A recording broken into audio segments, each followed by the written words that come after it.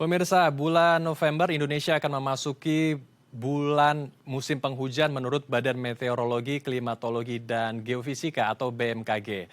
Untuk itu BMKG pun mengimbau untuk kita berwaspada saat kita memasuki musim peralihan yaitu musim panas ke musim penghujan.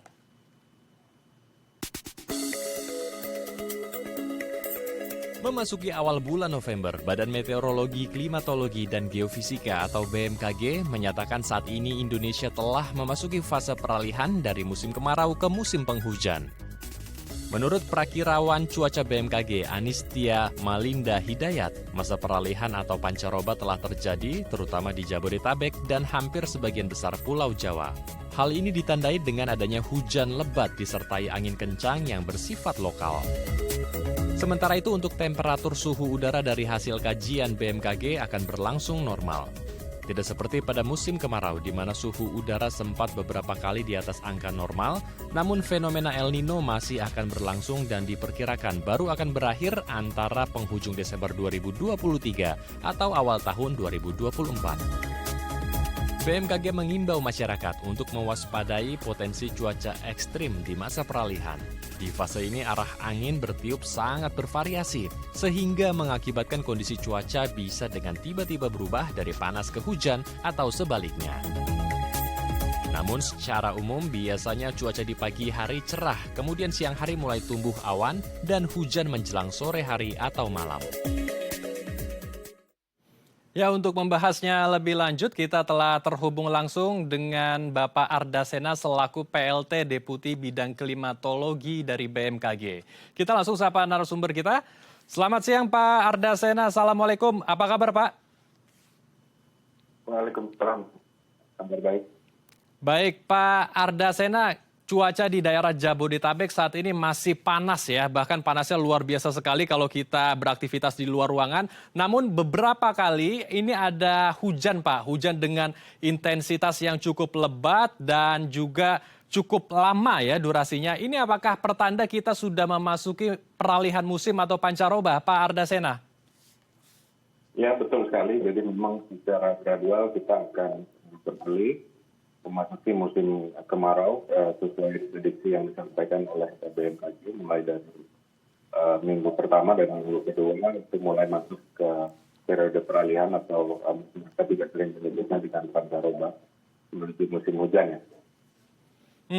Dan intensitas hujan yang cukup tinggi serta hujannya juga lebat ini juga menyebabkan banjir di beberapa daerah ya, seperti di daerah Bekasi Pak yang beberapa pekan lalu sempat terjadi dan ramai juga di media sosial dan di rekan-rekan pers di lapangan.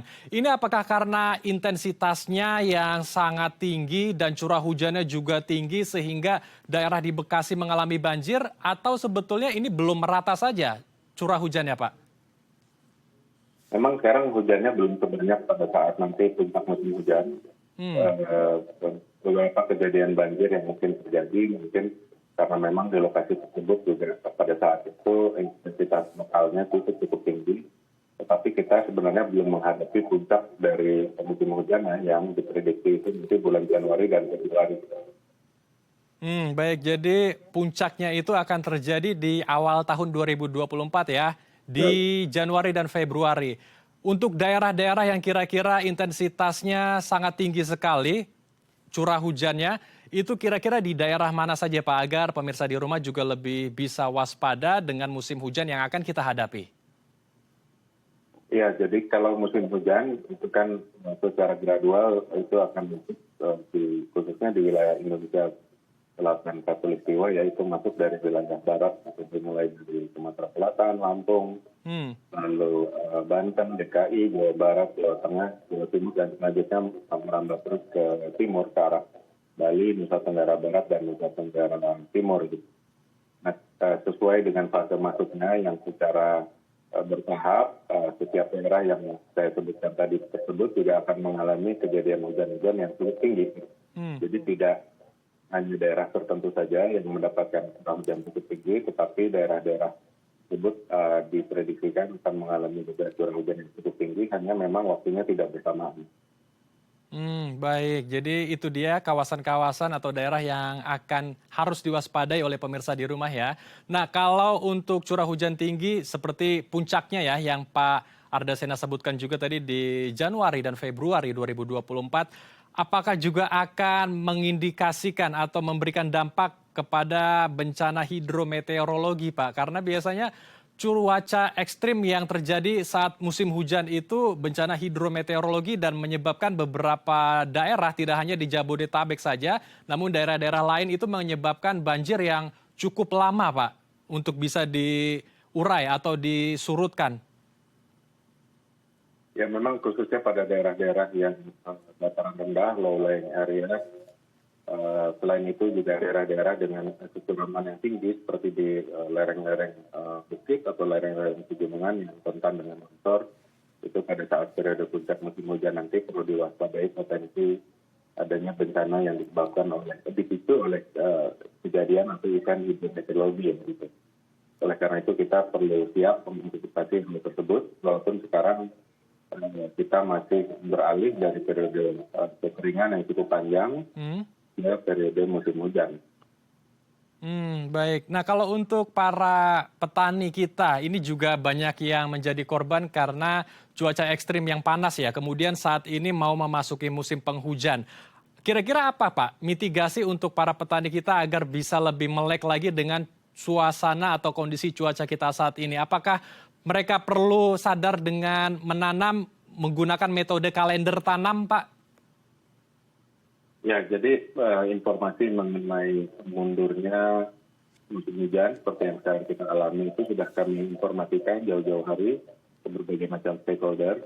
Informasi tersebut juga telah diolah dan dijadikan panduan untuk kalender tanam yang digunakan oleh para petani. Gitu. Jadi sifat musim yang mundur itu sudah masuk ke dalam informasi kalender tanamnya, dan itu yang bisa atau dapat dijadikan panduan oleh para petani maupun juga oleh para penyuluh di daerah-daerah yang lahan pertaniannya itu bergantung pada hujan atau bawah ada hujan. Gitu. Selain Baik. itu juga tentunya masyarakat petani khususnya juga diharapkan dapat mencari informasi mengenai cuaca dan iklim di mana ke depannya melalui kanal-kanal informasi BMKG. Kami juga memiliki mekanisme untuk meningkatkan literasi pemahaman iklim bagi para petani dengan mekanisme yang kami sebut sebagai pemahaman iklim. Itu adalah platform untuk para petani untuk dapat meningkatkan literasinya atau pemahamannya mengenai bagaimana iklim ke depannya itu berkembang. Jadi macam-macam caranya itu bisa dilaksanakan. Baik. Terakhir, Pak Ardasena, apa pesan Anda untuk warga kita yang saat ini harus menghadapi peralihan musim agar kita juga bisa meminimalisir dampak buruk dari peralihan musim dan bisa juga meminimalisir dampak ketika nanti ada hidrometeorologi di depan kita. Dan pesan juga untuk pemerintah agar bisa lebih mengedukasi lagi warga kita untuk bisa melakukan mitigasi ketika terjadi bencana.